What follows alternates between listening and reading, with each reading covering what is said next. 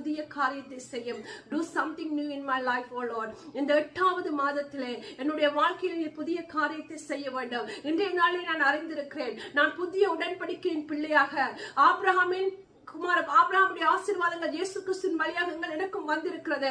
நான் புதிய உடன்படிக்கையின் பிரஜையாக, ராஜ்யத்தின் பிரஜையாக, பிதாவுடைய பிள்ளையாக நான் இப்படியா இருக்க தேவையில்லை நான் அறிந்திருக்கிறேன். என்னுடைய வாழ்க்கையில் நீர் புதிய காரியங்களை செய்ய வேண்டும். யாபேசி அன்று நீர் ஆசீர்வதித்தீர், அதே போல என்னை ஆசீர்வதிக்க வேண்டும். என்னுடைய எல்லைகளை பெரிதாக்க வேண்டும். உம்முடைய வெள்ளக்கரம் என்னோடு கூட இருக்க வேண்டும். என்னை தீங்கு துக்கப்படுத்தாதபடி நீர் அதற்கு என்னை விலக்கி காத்தருள வேண்டும் என்று நாங்களும் வேண்டிக் கொள்ளும் போது அவரும் அன்று யாபேஸ் வேண்டிக் கொண்டதை அவர் அருள் செய்தார் என்று சொல்லப்பட்டிருக்கிறது. அவன் வேண்டிக் கொண்டதை தேவன் அருளினார் என்று சொல்லப்பட்டிருக்கிறது.